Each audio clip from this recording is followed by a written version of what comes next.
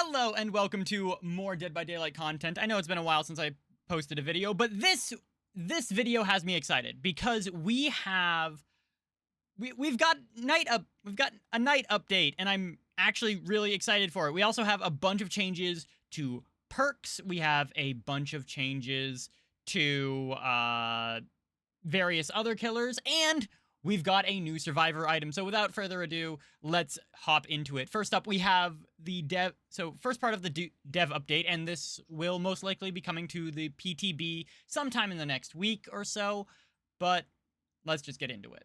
First up, new survivor item. We're getting a fog vial, which is basically going to act like a fog crystal from the last 2v8 thing, and it's essentially just a flashbang. From what I can see, it's going to be a flashbang that makes a cloud of fog.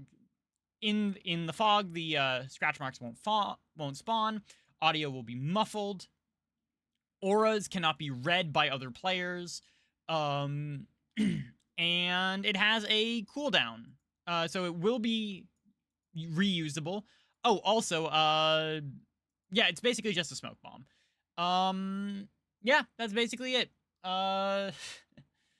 Now, I do see a little bit of problems coming with this, as this is basically potentially at-will distortion for survivors against killers that kind of rely on aura reading, but it is what it is. Overall, I don't think it's going to be too big of an issue. But we're going to have to wait and see. Like I said, the main problem is the fact that auras of players within the fog cloud cannot be read by other players. So if you're using this item, you can basically use at-will distortion, potentially, depending on how bad the cooldown is.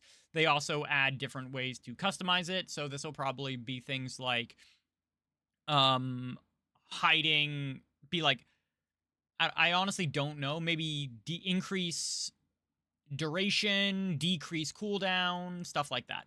So, overall, I think this is going to be really good. It's going to revitalize a lot of survivor stuff, and I think we're actually going to have a good new item for survivors. I'm not, like I said, it's going to be kind of dependent on how bad or good the cooldown is. So we shall see. The PTB will be here eventually, and we'll catch it then. Next up, keys are getting update. Changed item charges to refer to individual uses of the items. So essentially, keys used to have like a set number of charges, and then then they would use charges as you use them. So now, instead of that being the case, it's you click the key and you get the effect for a set amount of time. Adjust uses for this item to cover the following. Consume 1 charge to reveal survivor auras for a limited time. Okay, that's pretty much bond on an item, but not really. I honestly don't think that's going to be a problem. When near closed hatch, consume 1 charge to unlock it. That's what they already do. Consume 1 charge to quickly unlock a chest and gain an item of rare rarity or higher. Once a chest has been unlocked with a key, it is revealed to nearby survivors. Can be rummaged by one other survivor to gain an additional item of rare or higher quality. Honestly, item gremlin builds, like loot gremlin builds on Survivor, might actually be kind of busted now. Adjusted the effects of individual item rarities and several add-ons. Okay, so yeah, they are reworking keys, so they're changing the add-ons. That's pretty straightforward. Don't think this is going to be a massive problem, but who knows? Someone will find a way to break it.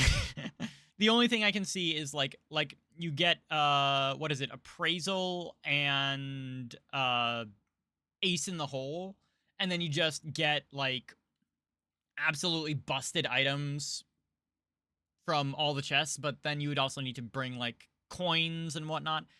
I don't know how I feel about that. Next up, we have survivor item updates for maps change charges to reveal to individual uses rather than overall time. And then they adjusted the effects to because they changed that. While auras are okay. Adjusted the use of items to cover the following. Channeling the map consumes 1 charge and reveals nearby palettes and vault auras for yourself for a limited time. Whilst auras are revealed, press the use item button again to create a beam of light only visible to survivors, revealing the aura of generators within the beam's range. That's interesting. So there is a clear bead, I believe, is the add-on that makes it so that you can put a beam of light and basically notify other survivors that there's a thing there. So that's going to be interesting. I'm very curious to see how this is going to work, especially with revealing the aura of generators, especially on indoor maps. That's going to be crazy. I don't think this is going to be that big of a problem because you have things like Deja Vu already in game, which are C3 generators, get bonuses to those. So yeah, I don't think the item changes are that big of a deal. Overall good changes that, yeah, overall good changes. That's basically it. Moving on. Preset improvements. Increased total number of character customization presets to 7. Increased total number of loadout presets to 7. And added the ability to change preset names. So basically now we can add a... So, like, for example, if I wanted a pure gen regression build, I could do it anti-gen rush. Or anti-gen... or gen regression and name it as that, and then still have 6 other builds, which honestly I'm happy with this. Having only 3 is kind of irritating, especially right now because I'm experimenting with a bunch of different builds and I want to remember what all of the builds do. So I think I'm gonna have like 2 or 3 main builds that I alternate between, and then use the remaining slots to like check out different builds. I think that's going to be the main thing. And I'm actually, this is overall very good. And then I can change the name and be like, hey, I'm using this build. Keyboard and mouse on consoles. Added keyboard and mouse support to the following consoles. That's pretty self-explanatory. This is going to be a whole thing for console-only people. But if you're playing with crossplay off, you're kind of doing yourself a disservice. I don't know. I think this is fine. This is something that realistically should have been added sooner. Anyway, custom match improvements. Okay, hotkey inputs for custom game, spectator hotkeys, optional toggle spectator hotkeys, and added visual indicator to show spectators who they're viewing. Show dead survivor icons if joining as a spectator after being sacrificed. That's fine. Honestly, custom game support is always good. It's gonna... there are gonna be so many bugs. And like when we get into like competitive Dead by Daylight, this is where that's where this is gonna shine. But I don't think... overall, I don't think that most people are really gonna notice this. Custom games, I am worried about the amount of bugs that the competitive scene is going to see with these changes.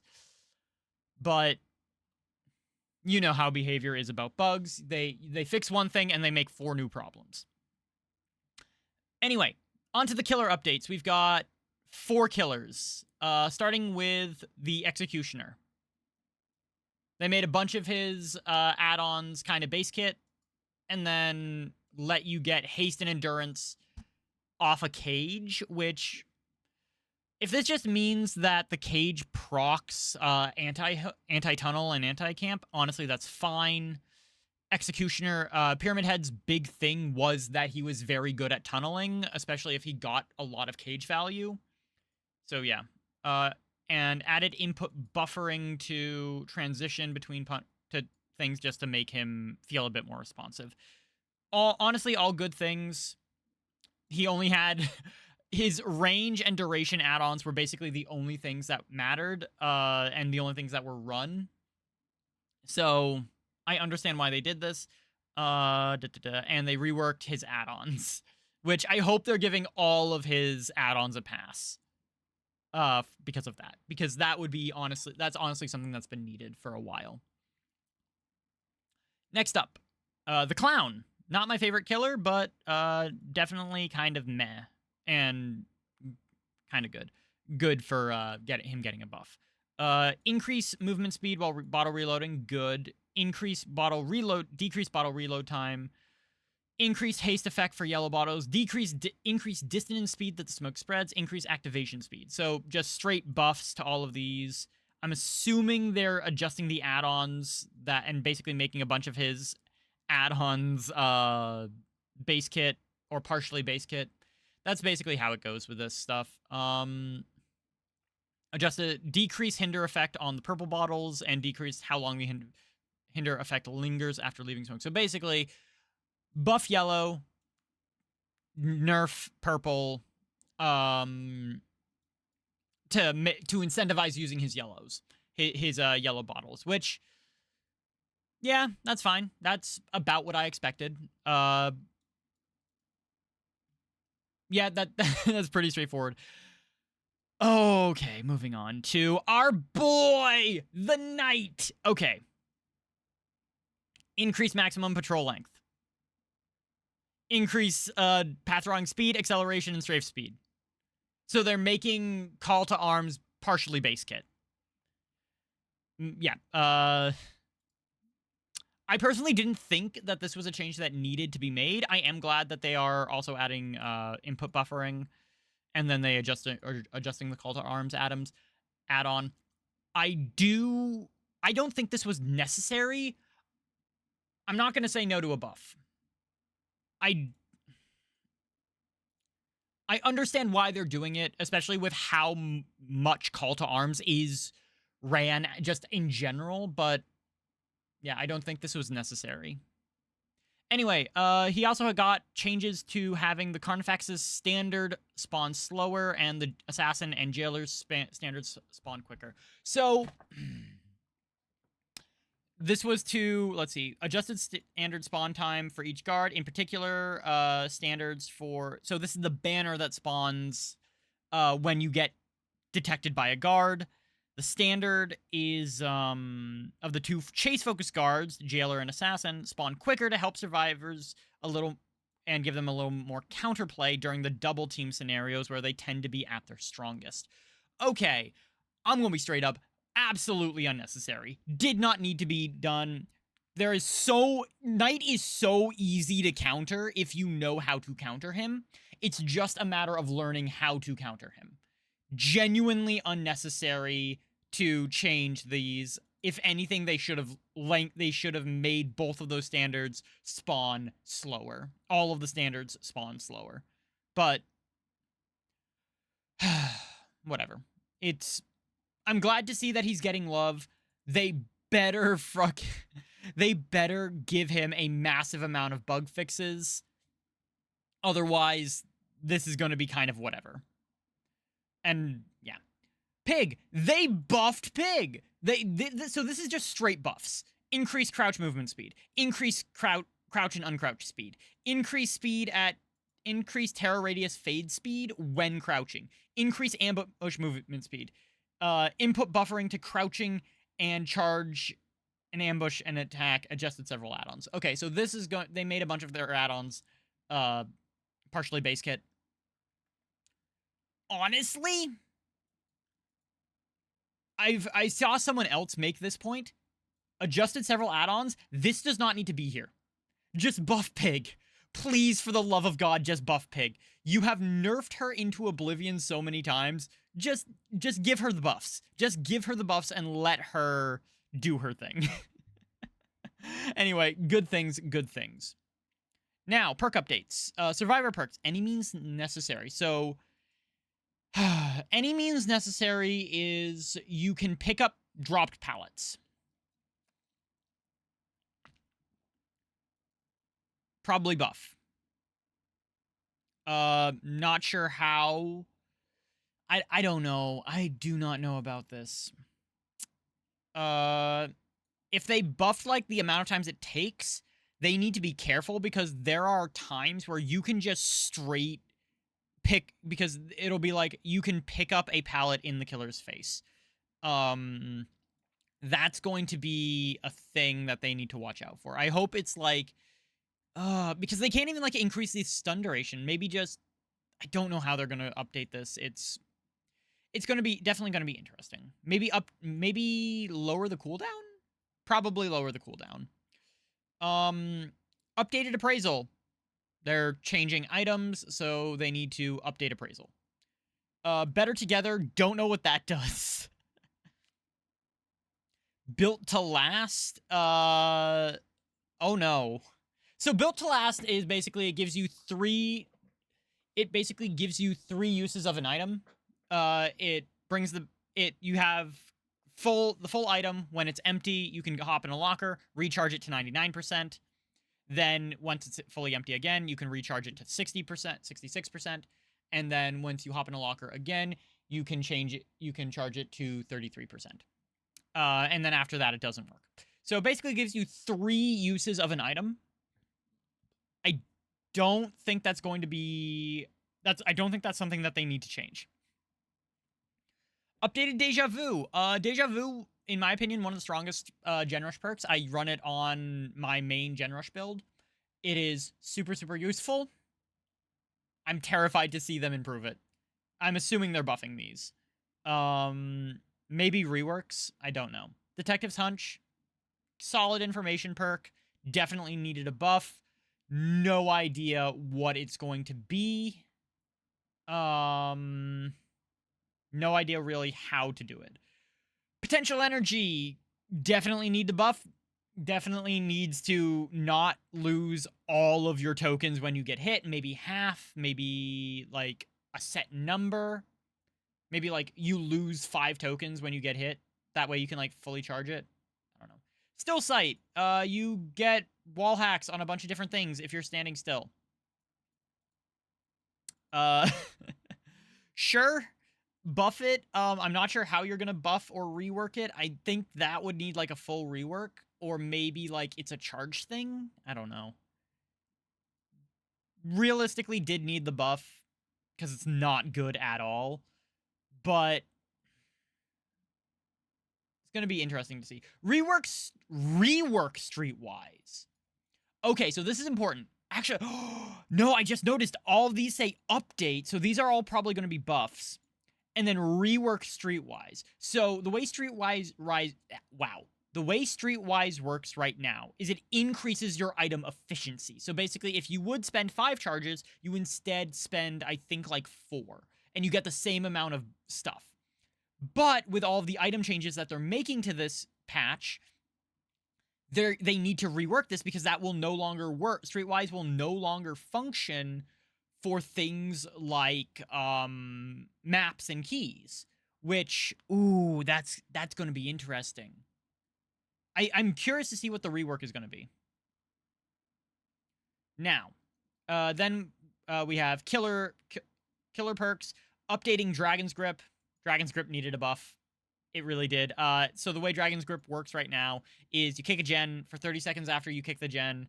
If a survivor touches it, they get exposed for 60 seconds, or I think it's like, or it's like kick gen active for 60 seconds, exposed for 30, or something like that. Kick a gen, survivor touches it within a certain time frame, you get exposed. They get exposed, and they scream. And yeah, needed a buff. Also goes on cooldown for some reason. I think it has like an 80-second cooldown. It might have a 40. I don't know. I don't run Dragon's Grip all that often. Updated Franklin's Demise. How are you buffing Franklin's Demise? Because this says buff. It doesn't say rework. It says update. Well, it says update. It doesn't say buff. It says update instead of rework, which means they're probably going to buff Franklin's Demise, probably increase the amount of time that items lose charges. I don't know. Franklin's Demise doesn't need to be reworked. It doesn't need to be updated. It's fine where it is. Yeah, honestly, yeah.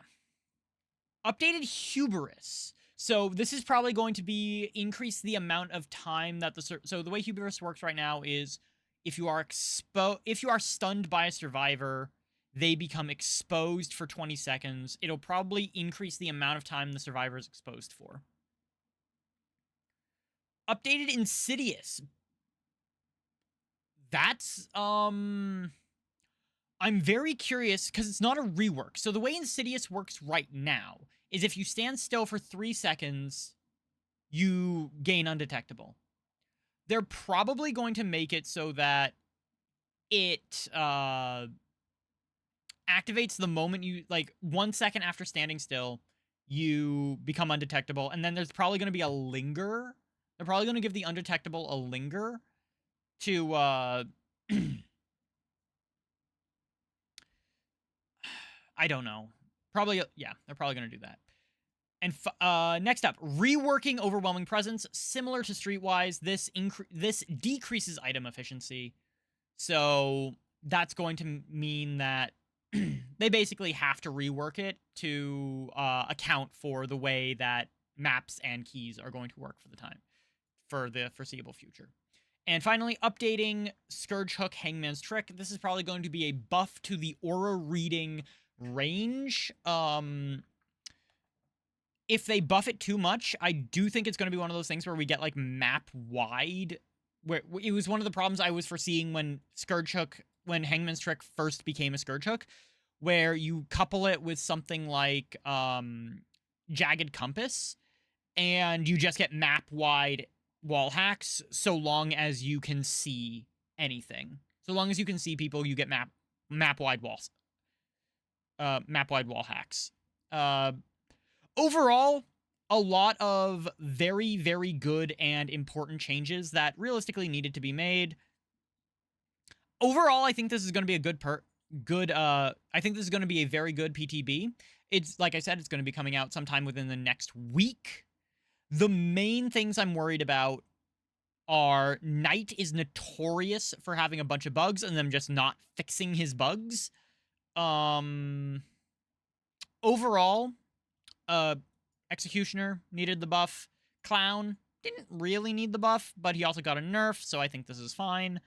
Knight, overall, I think needed it. I don't think I actually don't think he needed any of the changes. He just needed a bug fix. He just needed all of his bugs addressed, which, here's hoping. Pig needed it. Survivor perks, confused on a few, scared about a few, not scared, worried about a few. Killer perks, worried about a few, but some were needed. And then, yeah. Survivor items, changes, relatively good changes. I'm honestly very, very confident that these changes are going to be for the best. But yeah, that's basically it. Thank you for watching. I know I kind of sped through a lot of this. But yeah, thank you to everyone who watched through to the end. It really does mean a lot. If you want to check out more of my content or see what other stuff I get up to, be sure to click on the link tree and check me out on, like, Twitch, and yeah. Thanks.